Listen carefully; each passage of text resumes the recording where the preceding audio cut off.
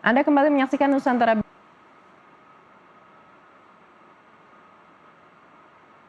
Dan langsung saja untuk membahas lebih dalam terkait kekuatan IHSG hari ini, kami akan langsung membahasnya bersama Ratih Mustikoningsih, Senior Analis Ajaib Sekuritas Asia. Iya Mbak Ratih, kalau kita melihat pergerakan bursa domestik yang berada di zona penguatan, apakah Anda lihat masih ada gap teknikal yang memungkinkan adanya balik arah hingga di penutupan perdagangan hari ini? Baik, kita lihat hari ini IHSG-nya menguat ya setelah melemah 4 hari beruntun. Jadi memang IHSG kita rebound ya, sejalan juga sama bursa Asia Pasifik yang hari ini positif gitu ya. Makanya tadi dibuka gap up sebenarnya pagi-pagi, opennya di 7149 untuk IHSG dan hari ini bergerak di 7172 ya. Walaupun belum closing tapi ya hopefully closingnya nanti dekat-dekat 7172 lah ya, naiknya sekitar 1,76%.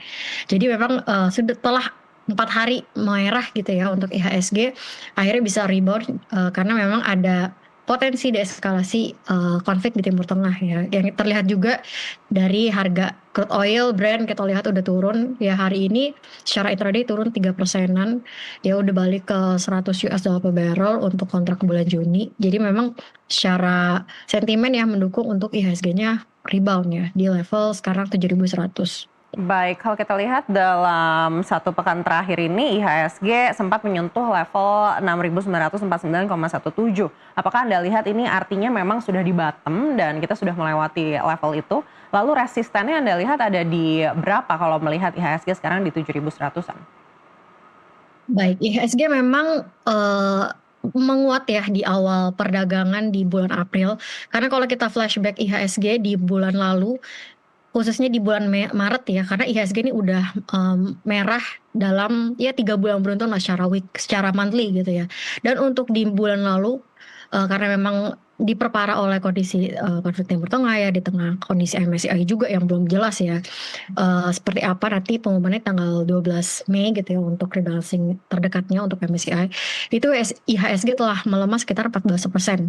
Jadi memang untuk saat ini kita melihat pergerakan IHSG yang udah melemah 3 bulan beruntun ya secara monthly itu secara teknikal ini ada potensi rebound memang ke level resistnya yang terdekat di 7.300 untuk yang terdekat ya untuk IHSG 7.300 7.400 karena untuk dari segi valuasi let's say dari segi PE gitu ya price to earning IHSG sendiri kan sekarang udah di sekitar 13 kali sedangkan kalau kita lihat tuh waktu IHSG di 9.000 itu price to earningsnya tuh sampai dengan 17 kali jadi memang untuk saat ini di area 13 kali gitu ya di tengah average-nya IHSG biasanya dalam 3 sampai 5 tahun terakhir tuh di sekitar 14 kali 15 kali. Jadi udah cenderung murah gitu ya untuk IHSG dan bisa berpeluang rebound tadi untuk resistnya di 7.300 7.400-an. Baik, lalu apa yang masih menahan investor untuk masuk ke bursa kita? Karena kalau kita berkaca pada kapitalisasi pasar ini masih di 12.600-an, belum juga menyentuh 13.000 triliun selama beberapa waktu terakhir. Baik, untuk saat ini memang pelaku pasar karena memang deeskalasinya kan baru akhir-akhir ini gitu ya, baru sepekan inilah ya setelah ada pernyataan Presiden Trump walaupun memang belum diklaim ya sama pihak Iran dan saya kita lihat kan sebenarnya masih ada ketidakpastian ya karena baru satu pihak aja nih yang sudah mengklaim terkait dengan adanya potensi deeskalasi konflik Timur Tengah ya. Yang kita lihat dari saat ini memang asingnya juga masih cenderung outflow. Kita lihat dari sesi 1 misalnya di hari ini asingnya outflow masih sekitar 30 miliar. Walaupun outflow tapi outflow-nya udah mulai melemah ya dibandingkan dengan di minggu lalu yaitu sempat 1 hari itu outflow sekitar 22 triliun di all market. Jadi kalau kita lihat memang untuk akhir ini 2 hari terakhir ini memang sudah ada penurunan dari outflow investor asing walaupun masih terjadi outflow. Apa yang lagi ditunggu ya pelaku pasar sebenarnya sedang menunggu ya terkait dengan respon pemerintah lah terkait dengan kenaikan harga BBM ya terkait dengan kita lihat apa namanya kenaikan harga crude oil ya kemarin Brent sempat di 100 di atas 110 US dollar per barrel. Jadi kita sebenarnya lagi nunggu nih terkait dengan apa sih respon pemerintah gitu ya. Kemudian juga data-data ekonomi lainnya seperti yang udah rilis kan hari ini ada PMI manufaktur yang ternyata masih di level ekspansif gitu ya. Walaupun memang lebih rendah dibandingkan dengan di bulan Februari. Jadi sebenarnya pasar juga untuk yang domestik ya lagi menunggu berbagai macam sentimen ya termasuk MSCI juga ya selain data-data ekonomi domestik ya di tengah ketidakpastian ekonomi global ini. Baik, kita menunggu data dari FTSE di 7 April nanti. Apakah Anda lihat ini akan mempengaruhi seperti apa pengambilan keputusan investor? Baik, ya memang kalau, kita lihat sih sebenarnya yang terdekat memang FTSE ya di, 7 April, terus kemudian entar ada MSCI di tanggal 12 Mei. Jadi memang ini yang, jadi penentu gitu ya, pelaku pasaran di mana kalau, kita lihat dari outflow ya tadi sebenarnya secara, year to date memang masih outflow 20 triliun lebih ya dan, minggu ini ya khususnya ya di minggu inilah ya, minggu lalu kan outflow-nya juga lumayan besar, minggu ini udah mulai, turun gitu ya.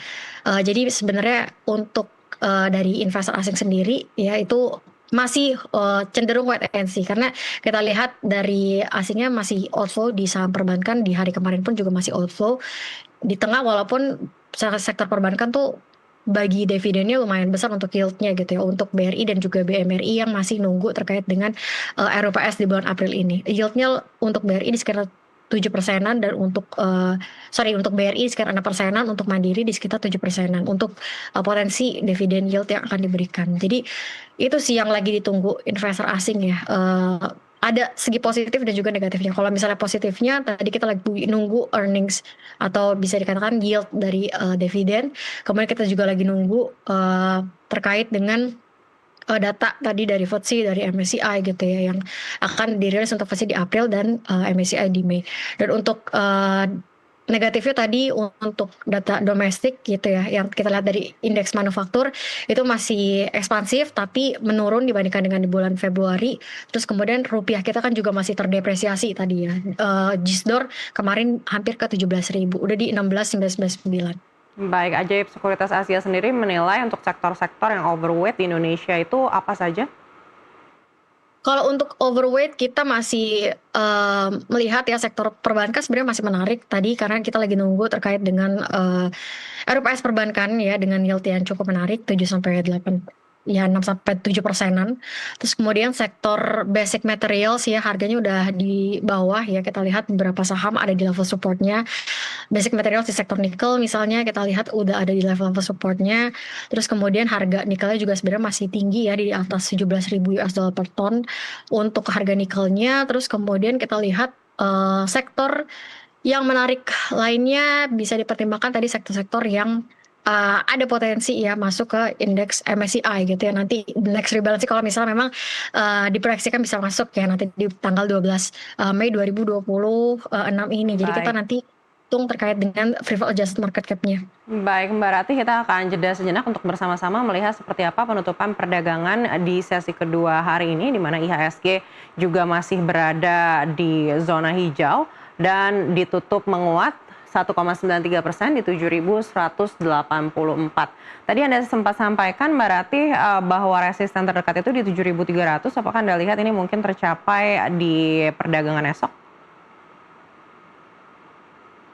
Baik, kalau untuk di perdagangan besok ya, kita melihat kan IHSG sudah mulai rebound ya hari ini di 7.100. Jadi yang terdekat memang di level 7.300-an.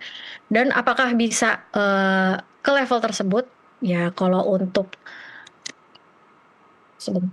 Kalau untuk, dalam waktu dekat harusnya bisa ya, khususnya di pekan ini ya, mengingat, masih ada hari Kamis dan Jumat, jadi harusnya di pekan ini bisa ke level 7.300 ya, jika memang, harga, crude oil-nya bisa ditekan turun ya, karena kita lihat, ini juga sejalan sama imbal hasil obligasi Amerika Serikat untuk tenor 10 tahun kan juga udah mulai turun. Jadi hopefully, penurunan dari energi ya, harga energi itu bisa, membawa IHSG ke level 7.300. Jadi harusnya di minggu ini bisa ke level tersebut ya. Baik, untuk pilihan sektornya di pekan ini yang harus diperhatikan oleh investor, Anda lihat apa saja? Untuk, karena sekarang tuh masih earning season juga gitu ya, jadi bisa pantau ya terkait dengan kinerja keuangan emiten yang belum rilis untuk 4Q 2025 ya untuk laporan keuangannya. Harusnya sih sektor basic metals tadi menarik ya, sektor nikel misalnya yang belum rilis laporan keuangan gitu ya. Terus kemudian untuk di, Sektor keuangan ya itu juga menarik tadi untuk perbankan let's say ada 6-7% untuk yield dividend itu juga menarik untuk dilihat. Itu untuk sektoral secara sentimen ya dan juga tadi secara ya secara sentimen lah bisa dibilang seperti itu. Baik, sekali lagi terima kasih sudah bersama kami Ratih Musikoningsih, Senior Analis Ajaib Sekuritas Asia. Sampai berjumpa lagi.